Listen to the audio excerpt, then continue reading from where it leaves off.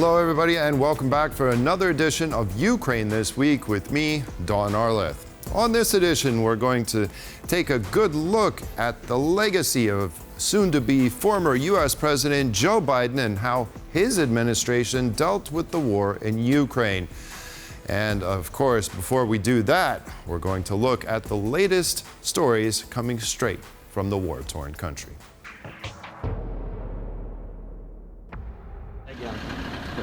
The United Kingdom has announced $3.6 billion military support package for Ukraine, bolstering Kyiv's defense against Russian aggression with artillery barrels, mobile air defense systems, and expanded training initiatives. This was announced during British Prime Minister Keir Starmer's visit to Kyiv. In the Ukrainian capital, Starmer and Ukrainian President Volodymyr Zelensky signed a landmark 100-year partnership agreement. And I'm proud to speak for the whole of the United Kingdom when I say, we are with you, not just today or tomorrow, for this year or the next, but for 100 years, long after this terrible war is over, and Ukraine is free and thriving once again. The aid includes 150 artillery barrels manufactured in the UK, the first production of its kind in the country in over 2 decades. This will be delivered to Ukraine within weeks. Today our talks were held to the sound of air defense here in Kyiv, and this outlines the #1 task to increase cooperation so that the Ukrainian air shield, our army, our Ukrainian naval forces' cybersecurity are strong enough to withstand. The UK's military training initiative, building on the success of Operation Interflex, will be expanded in collaboration with international allies. The program has already trained over 50,000 Ukrainian recruits in the past 2 years. Starmer's visit also includes discussions about a potential international peacekeeping force for Ukraine, an idea first introduced by France.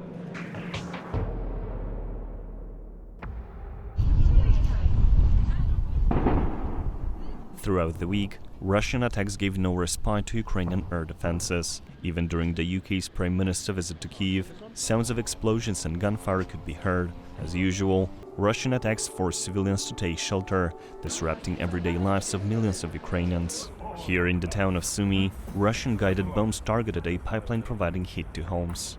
At 8:12 at night, I heard an explosion. The windows of my entrance hall shattered. I jumped out. Everything was falling apart.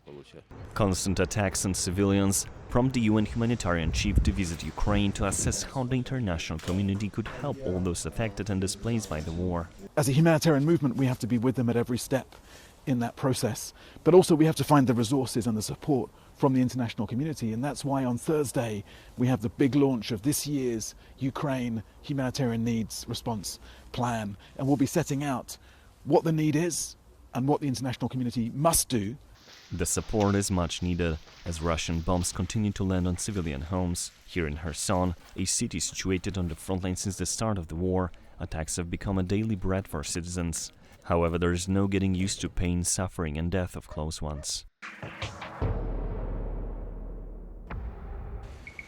On Wednesday, the leaders of Poland and Ukraine discussed a topic that's expected to top the agenda as soon as Donald Trump takes office: the prospect of an end to the war in Ukraine. In 5 days, President Trump's inauguration will take place in the US. We expect active collaborative work in the spirit of the peace through strength approach. Poland's Prime Minister has proposed that the security guarantees which Ukraine has been asking for be provided by NATO.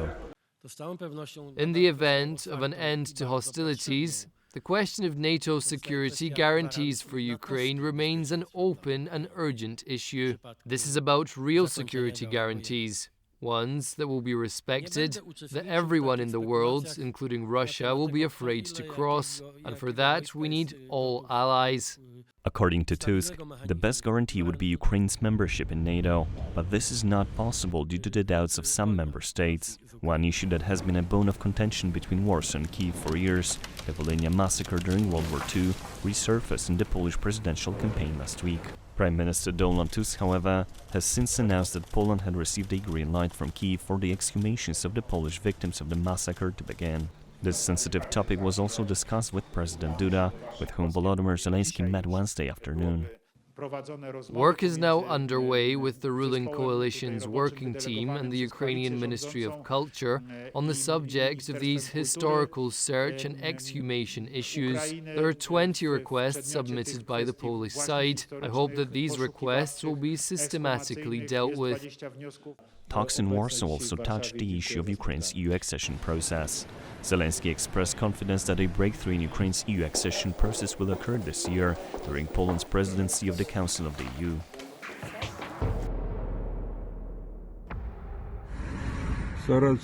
On the night of January 14th, Ukraine conducted its most extensive drone assault on Russian military and industrial facilities, targeting sites up to 1,100 kilometers from its borders. The attacks targeted strategic locations, including chemical plants, refineries and ammunition depots. Videos circulating online show massive fires and explosions.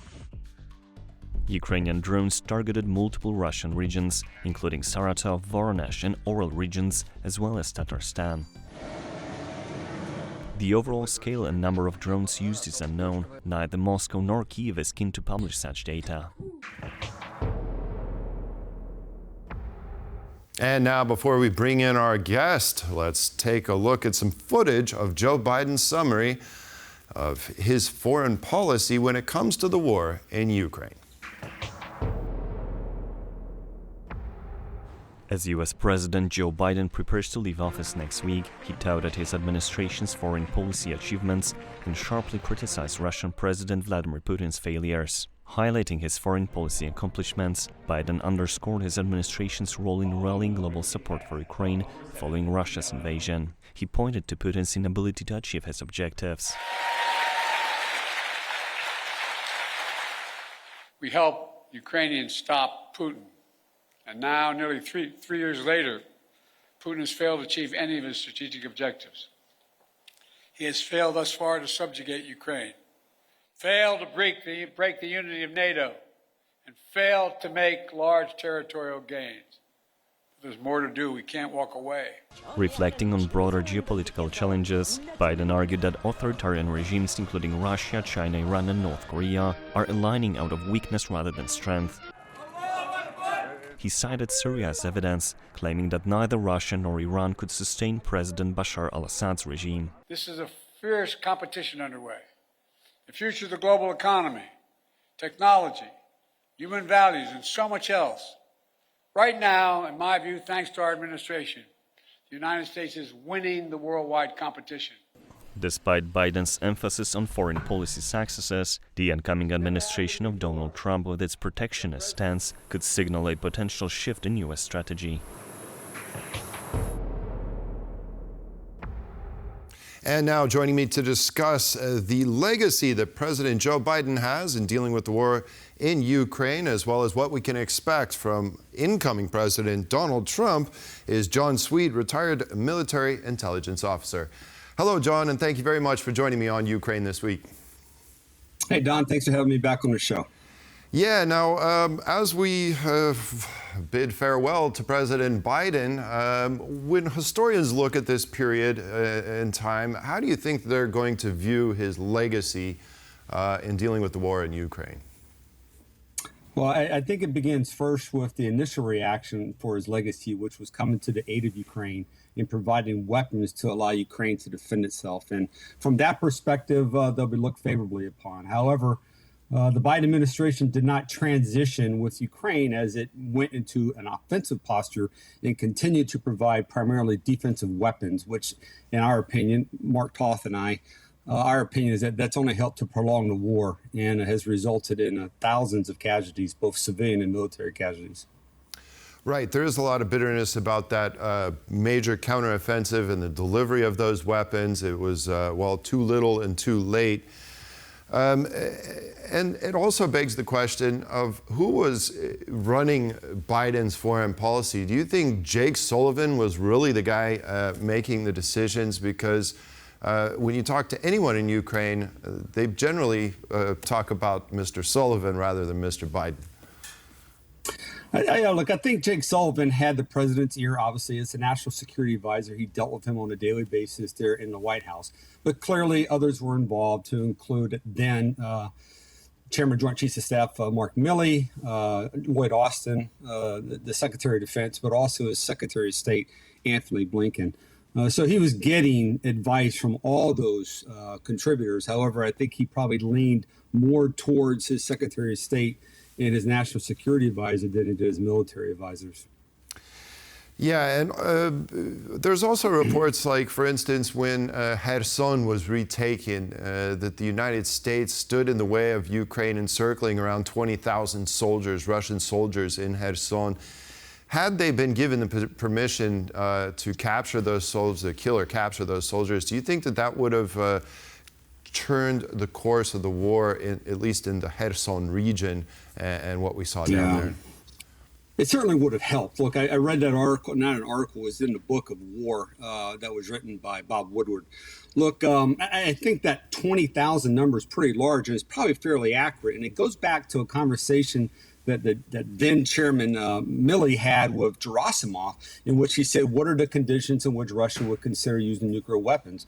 One of those conditions was a catastrophic defeat of Russian forces on the battlefield. And I think that led to the decision of the United States to weigh in on Ukraine to let these forces escape the encirclement of Kherson.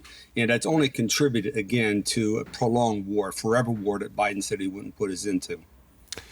Certainly, and the Biden's decision to finally, pretty much at the end of his term, allow for the use of ATACMS on Russian territory, and slowly but surely allowed them to strike targets there. Had this decision been made earlier, would Ukraine find itself in a more advantageous position today, do you believe? I certainly think it would have slowed the flow of enemy forces coming into Ukraine. The argument that Mark Toff and I have made for the past 2 years is that you have to fight a war of interdiction, which means you have to stem the flow of Russian soldiers, ammunition, equipment, supplies, fuel. You have to stop that from coming into the country. Ukraine's been very efficient in producing casualties, upwards to 1,500 a day, but that's a day every day for the past 2+ years, a total of 814,000 casualties. You can't continue that pace. It's just unrealistic. And in the course of that, they've had to give terrain. But nonetheless, they're very efficient at killing and wounding Russian forces. But it's better to stop the flow coming into the country. ATACMS would have done that, as would Storm Shadow, Taurus, if the Germans would ever release a Taurus missile, and then also the Scout missile. So interdiction, I think, plays a key role in stopping that flow. If you can stop that flow, Russian forces in Ukraine wither on the vine. They need those supplies. Right, and now we're just ahead of President Trump taking the oath on Monday and being sworn in, and now he will inherit this war. His envoy, General Kellogg, has set a timeline of about 100 days to try and get something worked out between Russia and Ukraine. Do you think that this timeline is possibly a little bit over-optimistic? If it's 100 days, then it's probably more likely than it is in the 24 hours that Trump forecasted as he was running for president. Look, it's complicated, and both sides have to come to the table, and I think that's a complicating factor too, because Russia does not want Ukraine to be part of NATO. Russia does not want Ukraine to have a standing army. Russia does not want NATO forces or European forces to stay within Ukraine. And that said, Zelensky wants the security guarantee of NATO, and he also wants the provinces back. He wants the Donbass and the Crimea back. He wants the restoration of territorial boundaries. So finding that start point, I think, is going to be the hardest part, in getting Russia to that start point, because Russia has no intent to concede anything. Matter of fact, today they just signed another security agreement, this time with Iran, probably for more weapons in the form of drones and ballistic missiles. So Putin's doubling down, and the West is looking for an out. And we're going to have to be smarter in that. And I think General Kellogg's the right guy, given his background. He commanded Special Operations Forces in Europe at one time, and also the 82nd Airborne Division. So he understands the Russian threat. Yeah, if you look at his rhetoric from, say, a year and a half, 2 years ago, I think he was exactly where he needed to be, and I think he is saying in advance, I think he is the right guy for the job. Now, the approach the United States is looking, it seems more and more probable that this is the approach that they're going to take, and that is they're going to force Russia to the table. They're going to do so potentially by even more crippling sanctions on Russia's oil. We've heard talks about an escrow account of the frozen funds, the seized, not seized, but the frozen Russian assets, potentially being encouragement for Ukraine. Do you think that there's a lot of things that the Trump administration can do to force Russia to sit down at the table? Because if we listen to Russia's demands, they're not even anywhere close to where we would be to make any kind of agreement. Oh, yeah, absolutely. And Putin wants you to believe he has leverage. And in fact, he does not have leverage. He's lost on every front, if you will, on every metric that you can establish, except for terrain. He is succeeding in securing terrain, even if it's 100 yards a day. He's taken 814,000 casualties, and he's had to align with North Korea and Iran in order to sustain his operation, both with ballistic missiles, artillery, and now in the form of North Korean troops.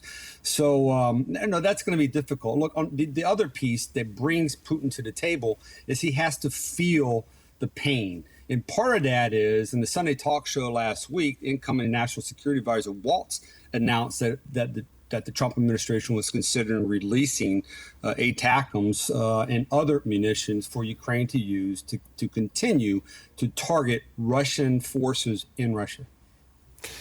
President Trump has been very adamant about the fact that he wants Europeans to do more. He wants Europeans to spend more when it comes to military spending. Do you think, though, that it's likely, because from my vantage point here in Europe, I don't think the Europeans are going to step up in the short term to, say, outspend the United States? Give you an example.